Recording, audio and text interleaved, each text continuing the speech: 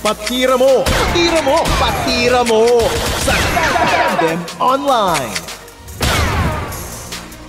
Welcome back sa lahat ng mga S-Friend po natin syempre dito sa YouTube at napapakinggan din tayo syempre sa ating Spotify at lahat ng mga podcast platforms.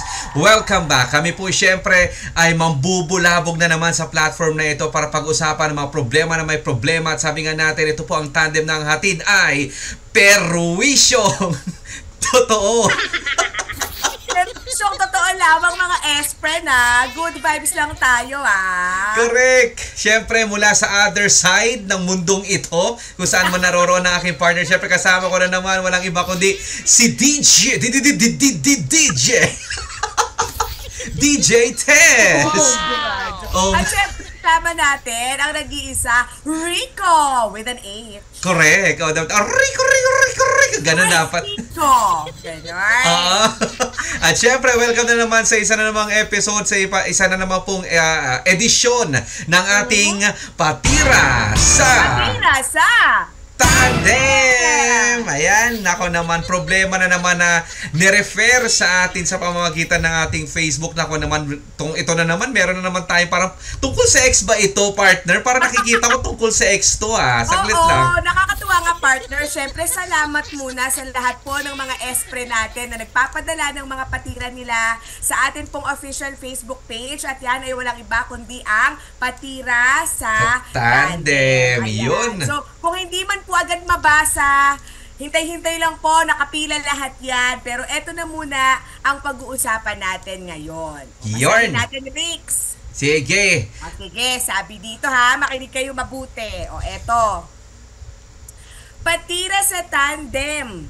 Ayos, nakigulo na din kayo online Sakto dahil ipapatira ko yung ex kong si Kitty. Si Kitty. Hindi niya tunay na pangalan. Hello Kitty Correct. Nakipaghiwalay sa akin si Kitty na parang wala lang sa kanya ang 3 taong relasyon namin. Hala ka! Nagsimula ang lahat ng gumraduate kami. Matapos ang 3 buwang paghahanap naming pareho ng trabaho, nakahanap siya ng mapapasukan, Tess at Rico. Natanggap siya bilang admin staff sa isang kilalang mall. Madalas na overtime siya at dahil doon, madalas din nakasama niya ang kaopisina niya. Nung una, sinasabi niya sa akin na magkatrabaho lang sila. Kahit na madalas na ako nagseselos talaga. Ayan na. Sa dalas ng awayan namin, napagod na din ako at gusto ko na lang piliin na magtiwala sa kanya at baliwalain na lang ang selos ko. Miss ko na din yung oras na okay kami lagi. Kaya isang gabi, eto na. Surpresa ko siya. Ayan na. Hindi niya alam na susunduin ko siya sa trabaho. Gusto ko na kasing maging maayos ulit kami ng totoo. Pero imbes na matapos ang awayan namin, natapos ang relasyon namin. Nako. Nahuli ko na magka-holding hand sila ng taong pinagseselosan ko. Para siyang binuhusan ng malamig na tubig nung nakita niya ako. Umabot pa sa nagsapakan kami ng lalaking pinalit niya sa akin dahil nagdilim ang paningin ko. Ala ka! Inawat kami ng security guard at muntik pa kaming madala sa police station. Kinausap ako ng lalaki na ang alam niya, wala na kami. Sinabi daw ng girlfriend ko na si Kitty sa kanya na 1 buwan na kaming break. Pero ang totoo, nag-aaway lang kami lagi. Pero hindi naman kami naghihiwalay. Ilang ko din akong parang siraulo sa sakit ng nararamdaman ko. Ngayon lang uli ako nakakalabas ng bahay dahil natanggal din ako sa trabaho. Dahil panay-panay ang absent ko nung tuluyan na kaming naghiwalay. Sa ex ko, sana hindi mangyari sa'yo ang ginawa mo sa akin. Kasi sobrang sakit. At sa sarili ko, sana maging okay ka na. Mahahanap mo din ng babaeng hindi mahuhulog ang loob sa iba. Salamat Tandem, sana mabasa. Jomar ng Cabuyao, Laguna. Fujidenzo Home and Commercial Appliances. Upgrade your usual appliances to Fujidenzo HD Inverter Appliances. Upgrade your home. Upgrade your business with Fujidenzo. Quality above all. Grabe. Grabe ah. Ay, alam mo yung partner, first time tayong nagkaroon ng ganitong patira na parang halos parang, ano na to letter sender na dapat ang tawag sa kanya, hindi na patira sender eh. Di ba? At saka alam mo, partner, ramdam na ramdam mong parang sariwa pa kasi ang haba nung patira niya. Tapos parang alam mong damang-dama niya na eto tandem yung sitwasyon, ganito yung nangyari. Nakakaloka yun, Rico, ah. Totoo yan. Naku, partner, sa ganitong klaseng sitwasyon, talagang mahirap na, alam mo yung mahirap na sabihin natin na tawanan lang ito, o kaya sabihin mo na, siguro may time na magiging seryoso ka, pero kapag iisipin mo kasi yung taong hindi nakokontento parang hindi seryoso galit. 'Di ba? Galit ang gusto mong, 'di ba? Gusto mong ilabas sa loob mo Diba? Correct, partner. Kasi syempre, sa lahat naman ng sitwasyon or lahat ng tao, kapag nasaktan, partikular sa pag-ibig, 'di ba? Hindi mo na din mapipigilan minsan, kaya tignan mo, sabi niya sa sulat niya sa atin, sulat na talaga. Sabi niya, umabot pa sa nagsapakan sila nung lalaki. Nagpang-abot pa talaga, no? Sabi niya parang nagdilim na yung paningin niya. Hindi kasi, at saka Rico, imagine, pinagseselosan na niya ng matagal Tapos, syempre, nahuli niya na magkahawak yung kamay. Oo, yan tayo. Syempre, bumulugso talaga ang damdamin talaga. Alam mo, partner, maiintindihan ko itong ating sender na si Jomar ng Kabuyaw. Kasi talagang, kapag on the spot iba kasi yung iba kasi yung parang tinatago lang sa'yo, wala kang proof, parang, 'di ba, parang hanging ka, ang daming hanging questions, ang daming mong gustong sagutin or sagutan, ibig sabihin, tapos kinukonsil lang sa'yo ng partner mo. In fact, 3 years.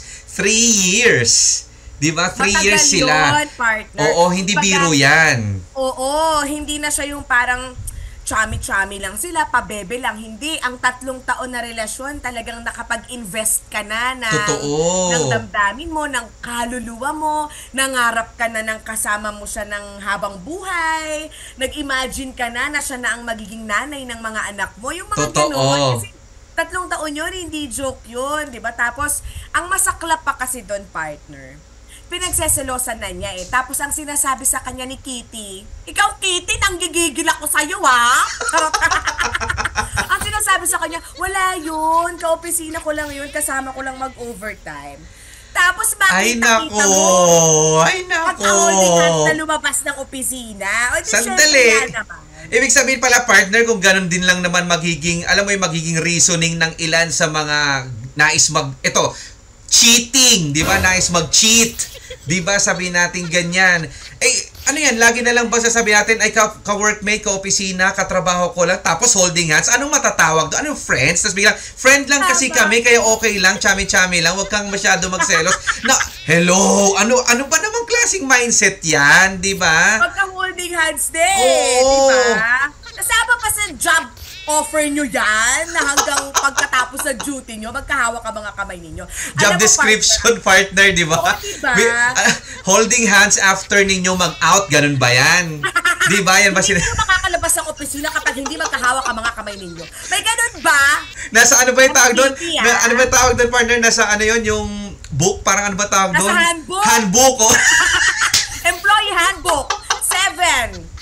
Chapter 7.2, bullet number 42, kailangan na magka-holding hands pag lalabas ng opisina. Ano yun? Correct, matapos mag-time out, mga ganyan. Diyos ko naman. Nakakaawa naman din si Jompar, parang nararamdaman mo siya doon sa message niya sa atin na nawalan pa siya ng trabaho, partner, dahil doon sa sakit na pinagdaanan niya. Kasi hindi niya kinayang mag-function hanggang sa nawalan na siya ng trabaho kasi hindi na siya nakakapasok, panay-panay na nga raw ang kanyang pag-absent. Alam mo ang hindi ko lang maintindihan, itong si Kitty, halika dito. Halika dito, Kitty. Asan ang pamalo ko dito? Alam mo, pwede na kasing ilang beses na pala siyang naghihinala or nagtatanong at nagseselos kung hindi naman na pareho ang nararamdaman mo para kay Jomar. Oo. Sabi ka na lang, meron akong pinagdadaan ng personal, hindi na pareho ang nararamdaman ko para sa'yo. At saka partner, lalaki ang biktima dito ngayon. Diba? Oo, lalaki. Ito yung sabi natin na out ito doon sa normal na laging si babae ang niloloko. So dito nga natin talaga, matagal na natin sinasabi to kahit naman nung nasa on-air pa tayo, nasa radyo tayo, na talagang totoo na ang mga bahala kayo kung magagalit kayo, pero nagagawa ng mga lalaki, nagagawa na din talaga ng mga babae. At minsan nga mas matitindi ang mga babae, sa totoo lang eh. Ay partner, wag mo na ipagtanggol ha. Kasi di ba ikaw din, alam mo yan. May mga kaibigan tayong ganyan, alam mo yan. Kaya minsan naiinis na lang tayo, di ba? Oo, diba? Na parang, hindi naman sa sobra-sobra ang panghuhusga natin kay Kitty. Pero oo, hinuhusgahan ka namin, Kitty. Oo, isa ka malanding babae. Hindot ka talaga, Kitty. Kitty, ayaw naman namin sabihin talaga kasi, pero ang kati-kati mo eh. Parang kang higad, alam mo yun. So, Kitty kung may Hello Kitty, ikaw Harot Kitty ka. Harot Kitty Correct. Nagigigil kami sa'yo. Hindi kasi nakakaawa din si Jomar. At saka, alam mo yun, isang magandang pag-usapan din ito, lalo sa mga kabataan na nakakapanood ng Patira sa Tandem na pumapasok na sa mga romantic relationship. No? As in yung parang alam mo pang forever na level Ganun yung ibang iniisip kasi nila di ba? Kaya yung totoo naman talaga yan yung meron ako nabasa somewhere na sabi niya siguro nga madali talagang palitan ang isang kapartner, kapareha. Pero Kitty, tandaan mo, kahit anong gawin mo dyan, kahit kasama mo yan kung sino mang ipinalit mo kay Jomar, ako na magsasabi sa'yo, mahirap mo siyang makalimutan. Kasi yung 3 years... Yes, kung first, long-term, Oo, tama, long-term relationship. Kasi seryosong relasyon na yan. 3 years yan, partner, wag ka, di ba? Oo, totoo. Sana masikip ka, Kitty. Nanggigigil ako. Hindi, pero sana, Kitty. Sana, Kitty, ang wish namin ngayon sa'yo, ngayon 2025, just in case nag-i-air na ito ng 2025, sana sumikip ka ulit. Oo. Kitty. Oo. Sana maging worth it at sumikip ka lalo, sisteret. Diba? Nakakaloka ka. Minsan hindi kasi naiisip ng mga tao. Ito regardless kung babae o lalaki yan. Oo, sige. Naiisip minsan ng tao yung impact nung mga desisyon nila, lalo na sa pag-handle ng mga romantic relationship. Correct. Diba? Kahit nga mga artista di ba? May mga ganyan. Nagkataon lang na public figure sila. So talagang ang mga tao, ang mga netizens, talaga naman parang hindi makakatulog at hindi makakakain. At saka partner, lahat ng mga netizens kapag halimbawa sikat na sikat ang involved sa mga ganyan, di ba? Lahat may opinion, lahat kung sino-sino pwedeng ituro. Talagang paninindigan nila kahit hindi pa nila nadidinig yung the other side of the story. Di ba? Ganyan talaga aminin nyo yan. Yun nga lang, ang sa inyo Kitty at saka sa Jomar, hindi kayo sikat, kaya wag kayong umeme-eme dyan. Nakala ninyo siguro netizens makikialam sa inyo. Kami lang makikialam sa inyo. Oo. Tigil-tigilan nyo. At saka ikaw nga, Jomar, hindi mo maayos ang girlfriend mo tapos gusto mo pa mag-artista ka. Ano ka? Hello? Ano ka? Dinatari ko Oo. Pero alam mo, sana nakaka-bounce back ka na sa buhay, Jomar. Kasi, partner, sinabi ba niya kung ilang kung fresh na fresh pa ito, sabihin na natin siguro malala na ang 1 month bago siya magpadala sa atin, di ba? Pero hindi madaling kalimutan yan. Hindi madali. Yes. Ako na nagsasabi. Baka nasa proseso pa siya, partner, ng pag-move on talaga. Technogas Technique transforms your kitchen with safe and efficient appliances. With over 70 years of expertise, Technogas Technique embodies Italian kitchen excellence. Technogas Technique, your cooking partner. That's the Technogas Technique. Isang magandang step na rin yung naikukwento na niya. Yun, kasi correct. Hindi tapos na siya sa mag-absent lang siya, sa bahay lang siya, magkukulong, hanggang sa nawala na siya ng trabaho. Feeling ko, unti-unti, nakakabangon-bangon naman na si Jomar. Kaya lang, sana itong si Harot Kitty, sana hindi masayang yung heartbreak na naparanas niya kay Jomar at maging mas maayos ang mga pag-handle niya ng romantic relationships moving forward sa buhay niya. Kasi, alam nyo, ganito yung impact yung akala natin minsan, okay lang naman siguro sa jowa ko kasi kilala ko naman siya, naiintindihan niya ako lagi, ganto ganyan. Gawin ko tong isang bagay na to kasi parang masaya. Ay nako. Diba? Tas hindi mo alam na kapag nangyari na yan, kita mo naman yung impact.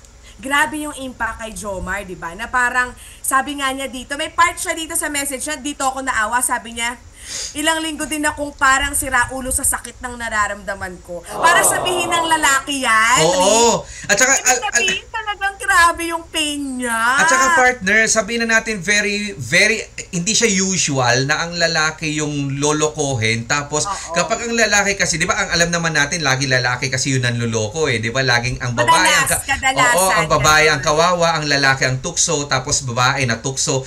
Ito kasi talaga, yung babae, baliktad naman sila. Pero alam mo, iba talaga ang impact kapag halimbawa sa isang relationship, yung lalaki ang umiyak.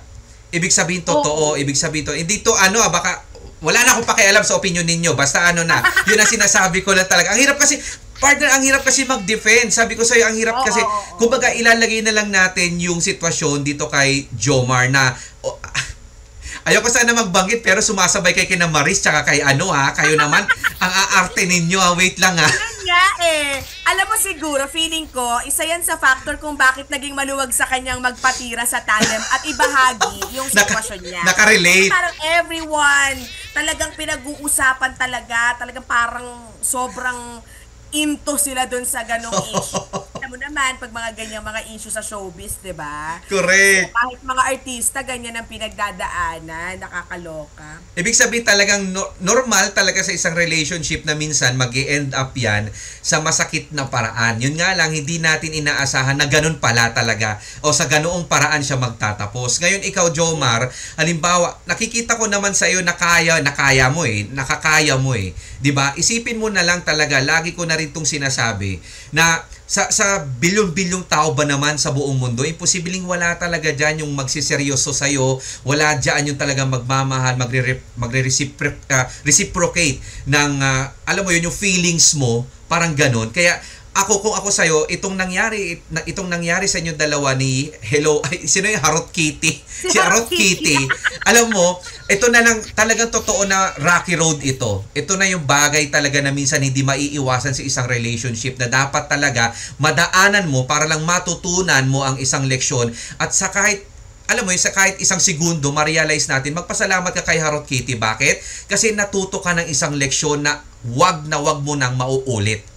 Diba? Totoo yan. Oo, totoo yan, Jomar. Kaya nako, bangon ka lang, magtuloy-tuloy ka sa pag-bounce back mo. Kasi lahat naman ng nangyayari sa buhay natin, may dahilan yan. Totoo. Sabi nga ni partner, kahit masakit, kahit mahirap, kahit minsan madalas mong marinig pero ang hirap i-apply sa buhay, totoo yun na magpasalamat ka pa rin na nangyari yun. Kasi nakilala mo kung sino talaga siya. Correct! Sa 3 taon, oo, mahaba yun. Pero kung iisipin mo, at least 3 taon lang ng buhay mo na inisip mo na siya na ang end game mo pero hindi pala. At least magkakaroon ka ng mas maraming room or mas maraming panahon para makilala pa yung tamang tao para sa'yo. Totoo. Diba kasi darating lang naman yung tamang tao kapag binitawan mo na yung maling tao eh. Correct. Hindi kayo diba?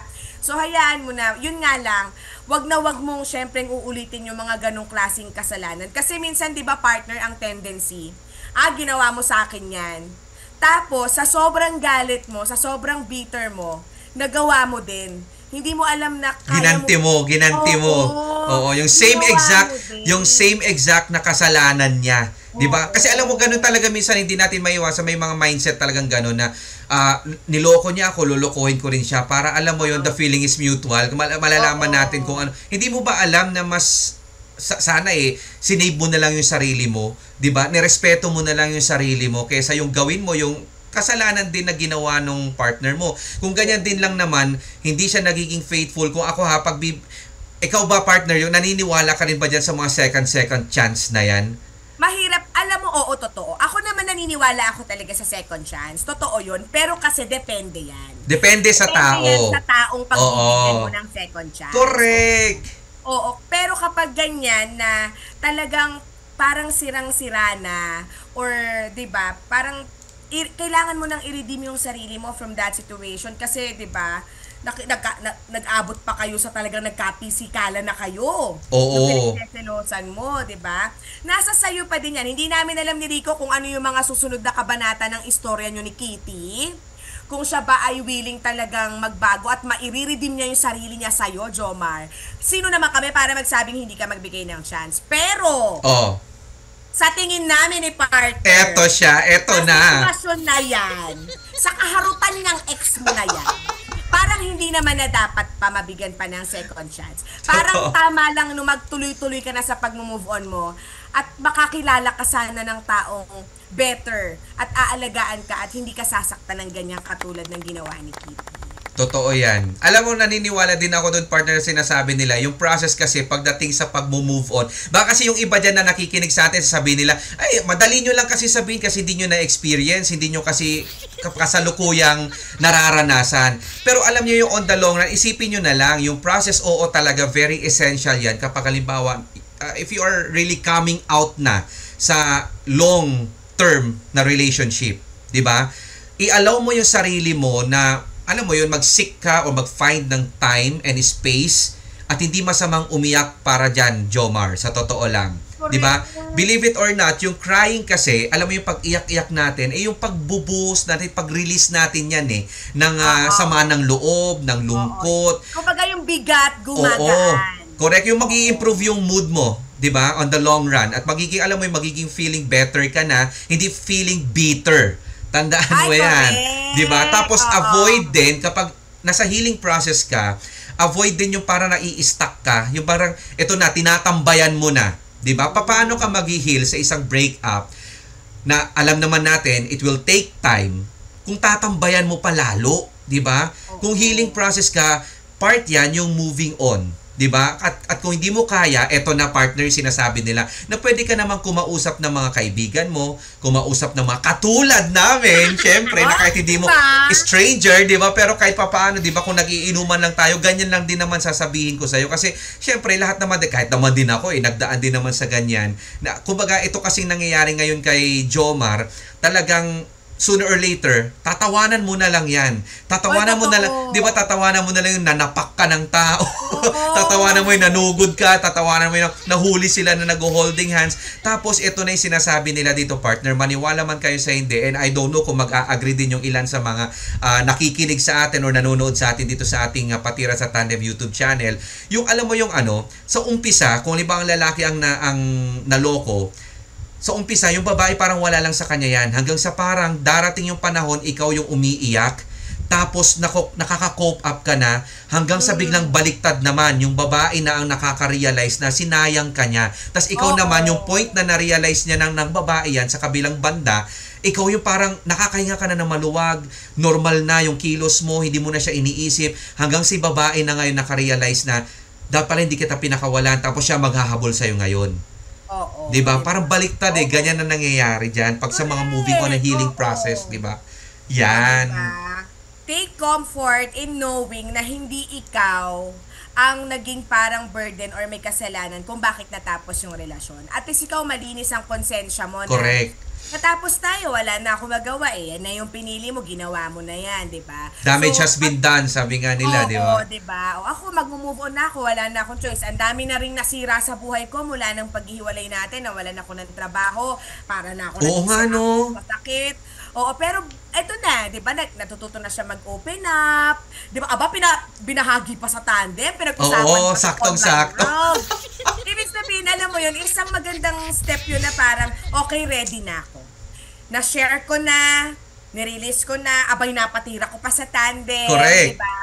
Siguro about time para talagang tayo na ako ulit, hanap akong trabaho, pagbubutihin ko pa ang sarili ko, at kapag better version na ako ng sarili ko, malamang sa malamang kahit hindi ko hanapin, darating yung babaeng para sa akin. Totoo yan. Alam mo yan, Jomar, yun yung gusto naming maging parang aura or mindset mo. Yun ang gusto namin ni Rico para sa'yo, Jomar. Which we assume, sa tunog ng sulat mo, sana talagang unti-unti nakaka-pati.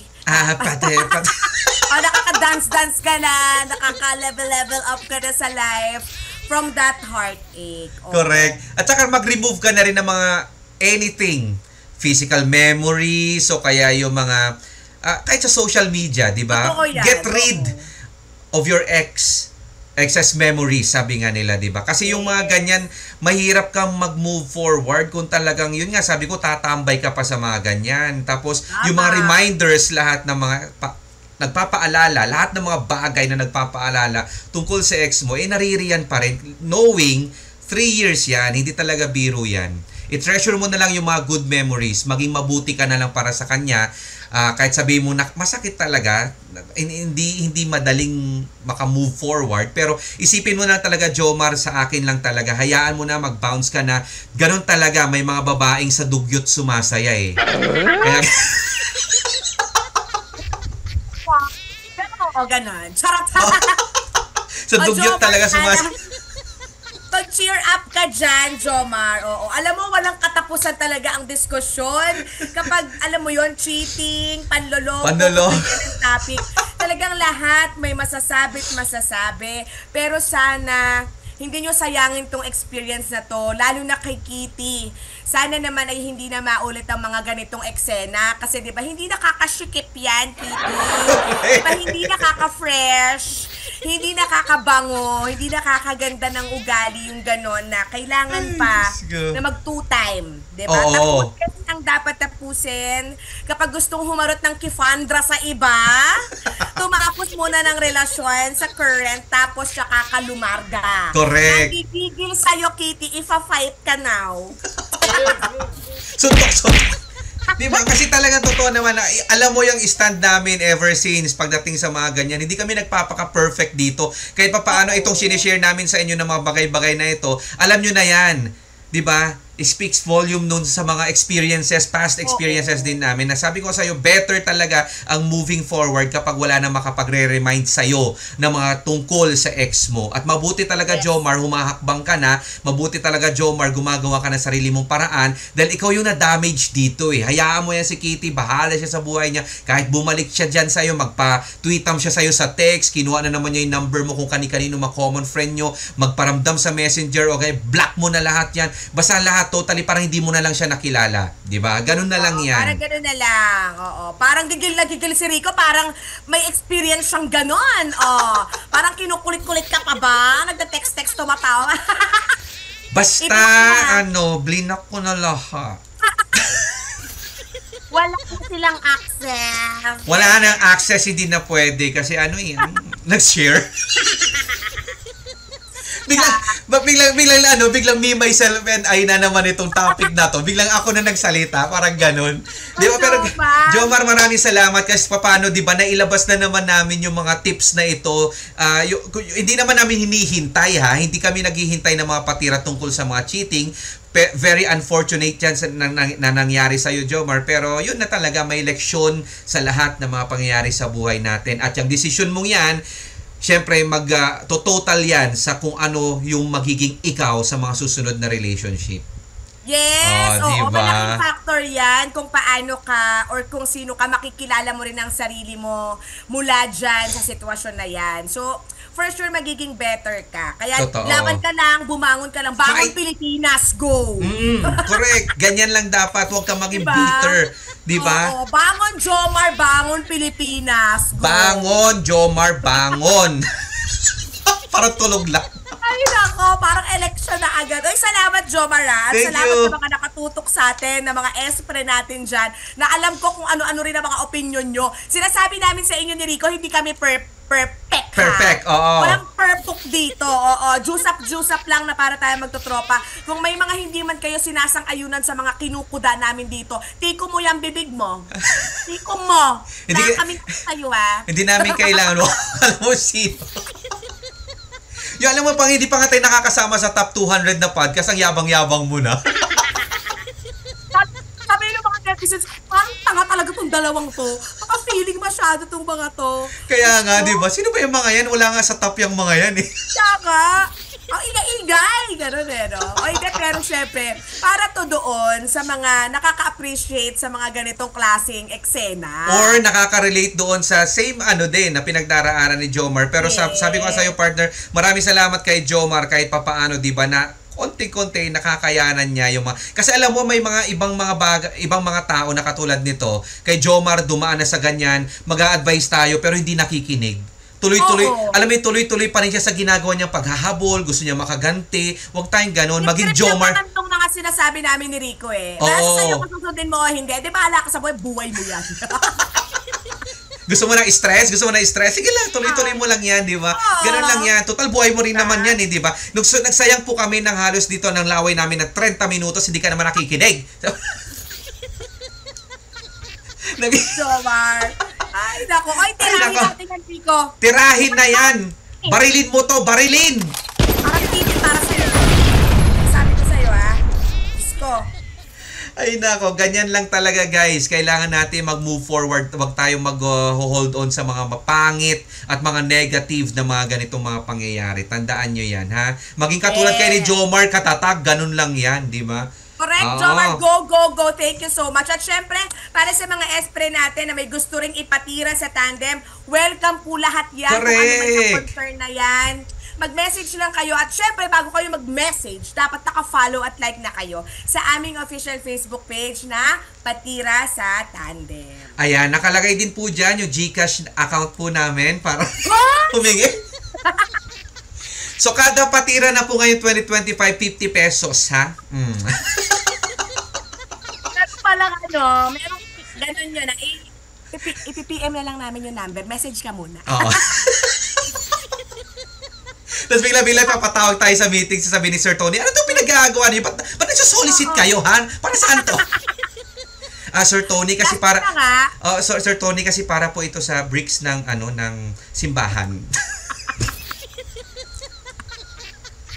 Yung church. Diyos ko. Oy, sige Salamat po. Hanggang sa susunod po na episode. Ako po, syempre, si Rico. Po si Tess, at ito po ang Patira sa Tandem! Patira mo! Patira mo! Patira mo! Sa Tandem Online!